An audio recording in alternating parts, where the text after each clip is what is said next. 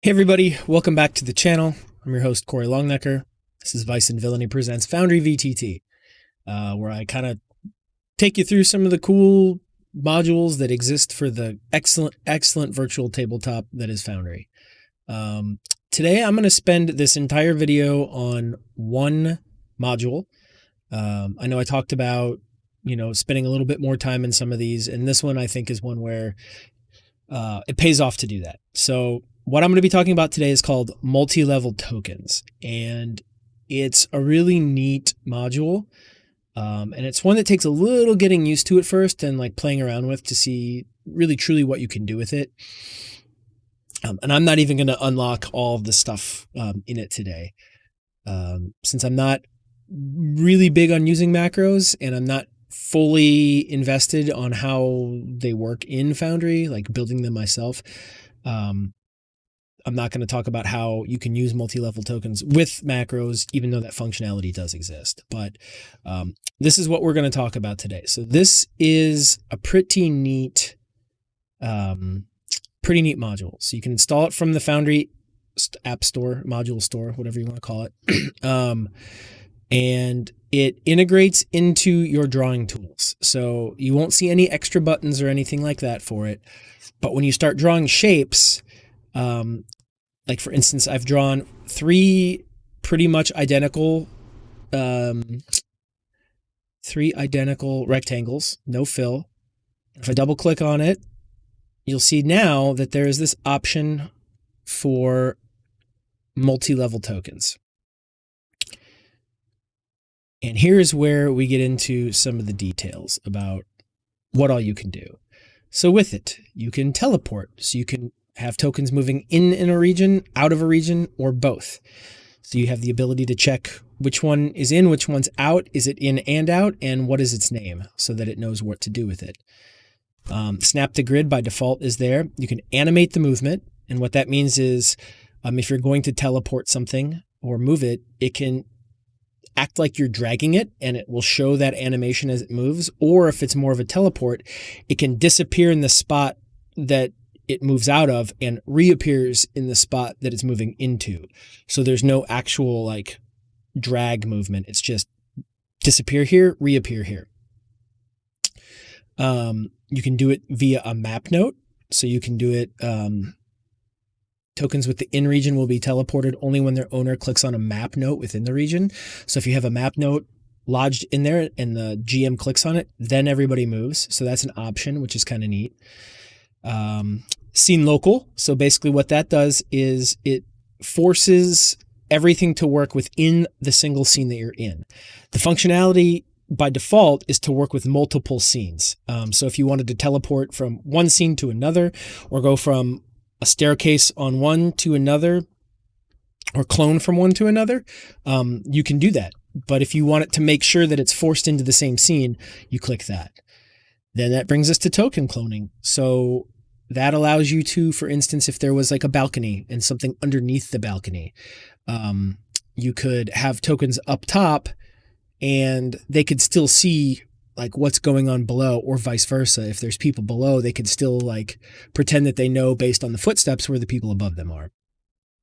Source and target with the identifier very similar to the teleport.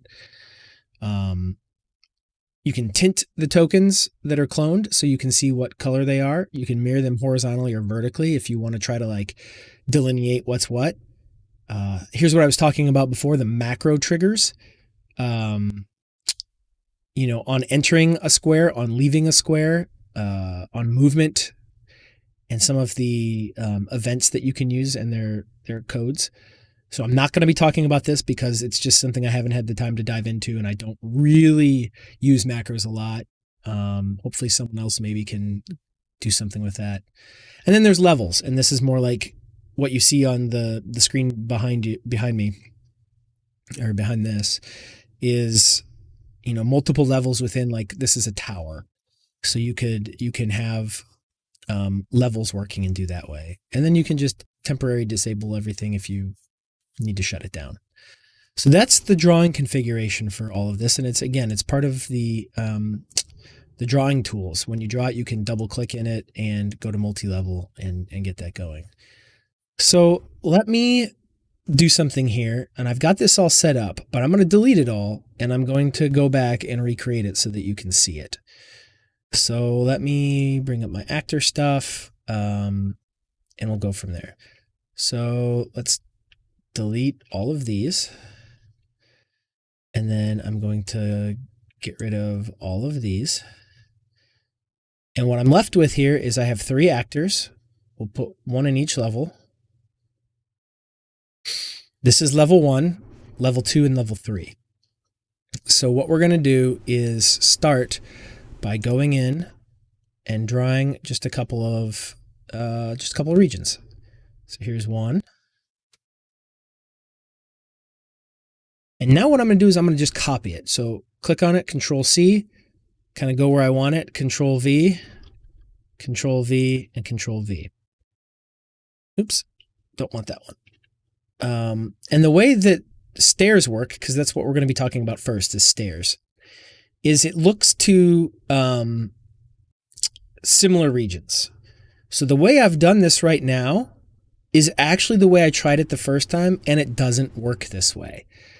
Thinking like I want to put my teleport, or not my teleport, but my stair region directly over the stairs is actually not how this works. So when I first did it, this is how I did it, and it's not correct, because then I had this guy called stairs I brought over, and I renamed it, and I couldn't figure out why it wasn't working. It's because you need to do the whole region, and it moves them between the stairs area. So if I now draw a big square and copy and paste it, oops,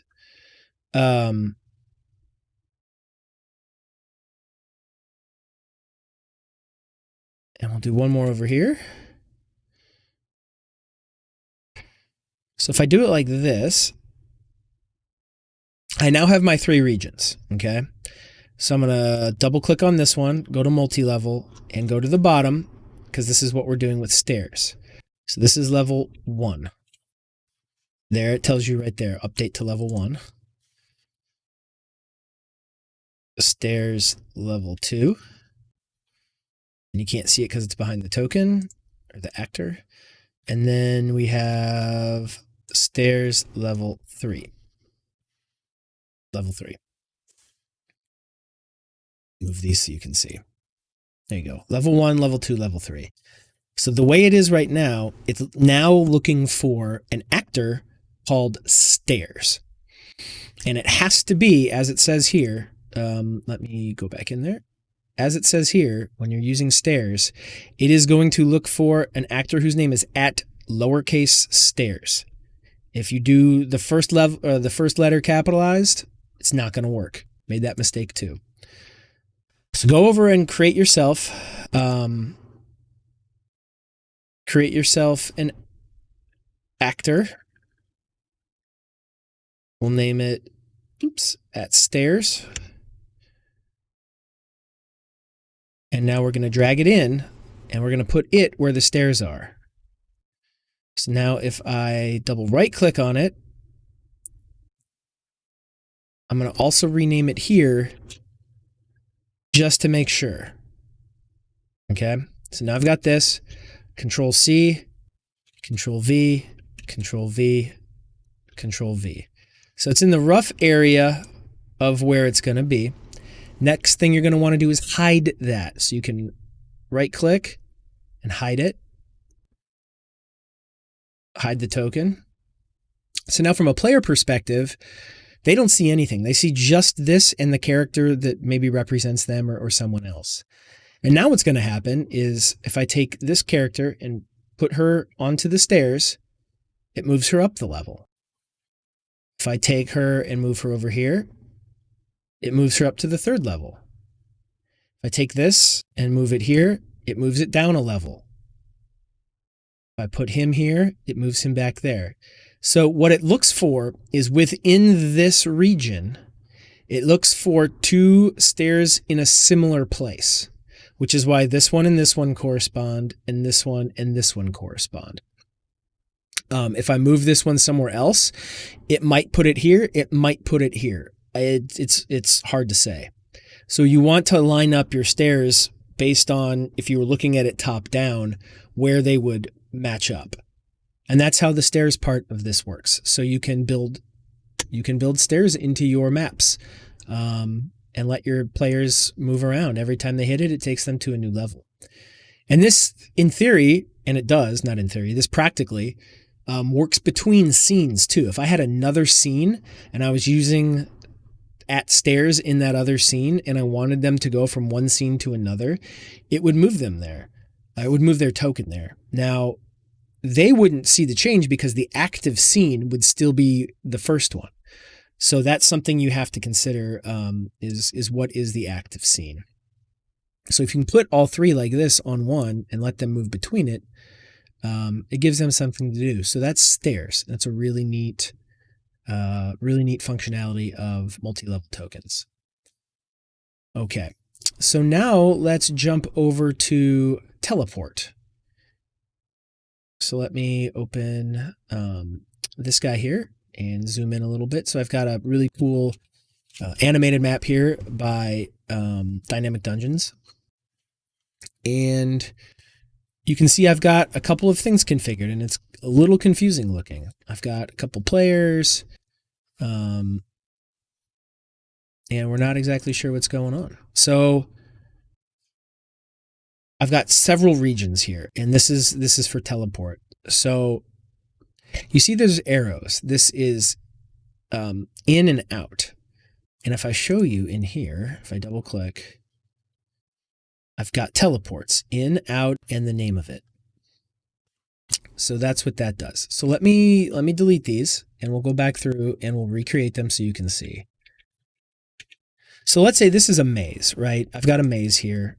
Two people appear in this staircase and they go out this little opening and they're left to this area here. And it's kind of hard to see, but there's these little like doorways or like alcove likes that go out. So I didn't do it here just because I didn't have the time, but I normally would have built walls throughout all this with like a door lock in it, so they couldn't pass through it. And then what I would normally do if I was using this and wanted to make it maybe a little confusing, I could build a few areas. So I'm going to have an area here, and I'm going to call it, this is going to be out. So if they go into the wrong one, it's going to dump them back here at the start. So I'm going to call this start, and this is an out. So that's where they're going to be put out. Don't forget to scroll down and update the drawing. So that is start out. So maybe I've got 4 of these. So let's just draw 4 of these real quick. 1, 2, 3, 4. And you can press Control and use your scroll wheel. You can turn them, which is kind of, oops, kind of nice. There we go. Maybe make that a little bit smaller. It's just in a funky spot. I'll just bring it back to where it was. Okay. So now I've got these, and I'm going to draw one more where I want them, if they solve the puzzle, so to speak, to be put out. And I'm going to have them deposited maybe like right here in this space. So I've got my regions. I've got my start where they'll be put back if they fail. And I'm going to have the door options they can choose to get in here. And then I'm going to have this one, which I call exit. And that's if they are successful. It will put them out there. So now I have to choose which ones they go. So maybe they go to this door first. And it's an in. If they go into it, it teleports them somewhere. So it has to be the same name as something else. So what I'm going to do here is if they go into it, it's going to dump them back at the start. I name them the same thing. And to show you that, if I take this character and I bring her up here, boom, it transports her right back here. If she goes into this, nothing happens. But if she comes into here, it keeps putting her back. Same thing with this other guy. It keeps putting him back. So that'd be kind of annoying. Maybe they keep trying that and they keep getting put back there and they just can't figure it out. So that's one. And maybe I'll do that again on this one right here. We'll do another in and we'll call it start. And I think this is where it could be neat if you were using macros, because you could have like a message pop up or, something. You could get probably pretty detailed with it. You could get all sorts of crazy stuff going on with your macros, like sounds being played. Maybe there's some maniacal laughter or something like that. But yeah, so now again, if they go into this one, it's going to dump them right back there. So they've got 2. If they choose to go into either of them, it will put them back at the start. So now I want one of these to be the correct one. Maybe I'll make this one the correct one. So we'll go to multi-level. This will be an in, and we'll call it exit. So if they go into this one, it will dump them out at the exit. Sticks them out up here. What do you want to do with this one? Well, maybe I want that to randomly choose between one of these. Maybe I want it to be an in and an out. Or maybe it'll do both. Maybe if they go into this one, it will randomly dump them here or randomly dump them there. Or maybe if they go into it, it will dump them there. So we can do it that way. So watch. So that's an in and out. So meaning if I put them here and I take her here, it might stick her here. If I bring her back and stick her here again, it's going to continue to try to put her there. Or if she goes here, it sticks her there. So you can control it that way too. Like this is a false exit, right? It's fake. It just puts her at this door and she's like, oh no. And with walls, being put up, you could do it, if you wanted to move it to be a little more accurate, maybe, you could move them just in front of the door, or, you could be a little more, I'm doing it big so you can see it, but you could be a little more subtle with it so you can really get a little more fine tuning with it.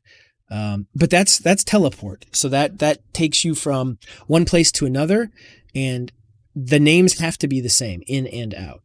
Now, I didn't have the time to research to see if you could have multiple names in the same one. Like maybe this one's called exit and start. So at random, it would put them back. I don't think that's the way the functionality exists, because I'm pretty sure it's looking for the same name. But that's that. So there you go. You've got teleport. You can have, it's going to stick, people back there. And you could do the same thing with like stairs. Maybe you have multiple, you put the one at the bottom of the stairs and it teleports them to the top of the stairs. It's all sorts of options. It's a really neat little piece of functionality. So that's teleport. Finally, I'm going to talk about this guy here. So let me do this. And this is like a duplication. So this is cloning. And cloning is particularly helpful if you have something where players below could know where the players or NPCs or whatever above them are. Like you could hear footsteps maybe above, or you're on a balcony and you'd know where, roughly people are below you. So what you see here is I've got a sewer, and I've got a teleport here, and I've got another scene here called Sewer's Pit. So this is the pit cover. So maybe this is a underground fighting pit, and to the uninitiated or the, people who aren't allowed, they come in and they just see this. It's a cover. They aren't sure what's underneath it. And you've got some of these guys here that are just kind of, it's walkable. It's maybe it's like a hard floor and they can walk over the top of it. But if you're allowed in, you could come in here and you could go down the stairs and it's going to take you somewhere. And what the bottom side looks like is this. So you've got your stairs, 1 and 2, and your underneath area. So what would happen is if this particular person hit these stairs, and I'll show you, it's going to teleport them, because I set these up as teleports, to the other scene. So now they've left that scene, and you see they are now here. And vice versa. If they go back up here, it takes them back upstairs. It's a really neat way to move between scenes. So there's that option. And that's just, I'm not going to delete and recreate these just because this one I can just show you. We've done it a couple of times now. So here's our teleport, in and out, pit stairs 1. Teleport in and out, pit stairs 2. And I have the corresponding ones over here. So it knows to do that. Now, if I had another scene, maybe I'm here and I name something over here, pit stairs, pit underscore stairs underscore 1, it could randomly pop them out here. So know that the naming conventions have to be set up based on your scene, or if you're going to want them to randomly pop around various scenes, you can all name them the same thing.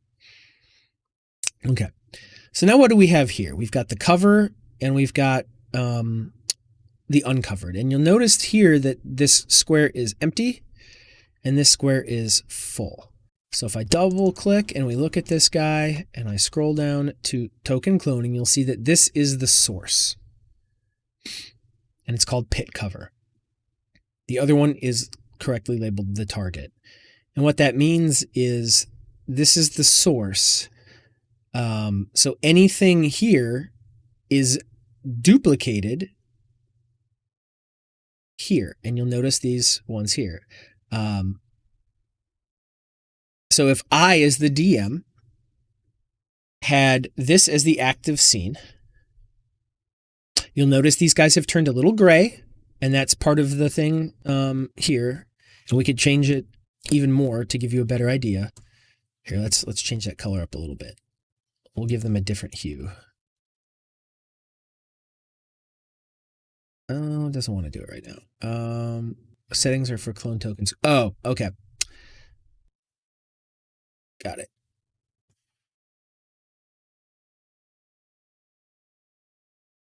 Yeah.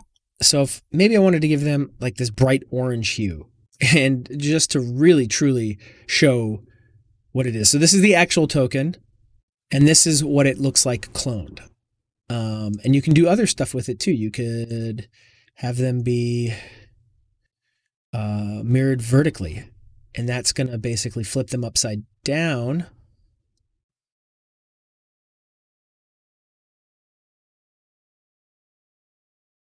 So if you'll notice, this guy here corresponds to this guy here. There may be a situation where you want to do that. This is not one of them. Horizontally would do the same thing, but the other way. And you can kind of give them whatever hue you want. Maybe you want it to just kind of be like a subtle, maybe a subtle purple here. And that kind of denotes that they're there. But what happens is, as the DM, if my players are on the other scene in the sewer pit, that's the active scene, and I'm up here, maybe I don't have patrol turned on. Maybe there's a patrol going on and he's walking around. What you would see from under here is that guy walking around. You can't move these tokens because they are cloned. You have to be on the other scene. But wherever I put them in here, it's going to replicate it. It's going to replicate it there. So as the players in the fighting pit, maybe these two guys are going at it. You could imagine that they'd be able to hear the footsteps above them. Or maybe you're in the basement of a cellar and you're sneaking around and there's somebody up there. You could get an idea of where they are. You could set it up that way for your players. So that's cloning. It's really, really neat. And it's really cool functionality to be able to throw at your players to give them, just another way. That way you could introduce these NPCs. Their presence is known, but they aren't necessarily tokens that would interact with. You don't have to say, well, they're not really here. They're upstairs, or they're above you. There's this other layer. You could in effect do that this way. And that's how that works. So you pick one as the target, one as the source. Oops, wrong one. Here we've got the source. So that is where it is cloning from. Target is where it's cloning to, and the name. And macro triggers would work here as well. Anywhere you're going into or out of, it would be that way. So that's cloning, and it's just really neat functionality. And if you notice, if I move the whole thing, it's going to continue to clone them wherever they are. You can do multiple zones. If I wanted to do another one, here, watch. Let's just build a really small one here. And let me just move this. Pit cover is what it's called. Okay. If I call this target, because that's what it is, and I call this pit cover, you'll notice 3 really small little, let me color them something so you can see what it is. We'll just do it bright. You'll see these 3 really small ones here, and if I move the main one, oops, it's moved it here, it's moved it here. So you can do multiple zones. You can do it however you want. That just shows you, what it is. So that's cloning. So multi-level tokens, really, really cool, powerful module. Again, there's more to it than I've gone into here in the context of macros. I'm not even going to go about that just because it's not exactly my thing. So if you are a master of macros, you can dive in and have all sorts of other stuff trigger with this, and that's really, really neat. But that is multi-level tokens, really cool module, and I hope that you can find a way to use it in the game. If you have any questions, please leave them in the comments below, and I'll do my best to try to answer them in a timely manner. And yeah, we'll look forward to seeing you soon. Take care.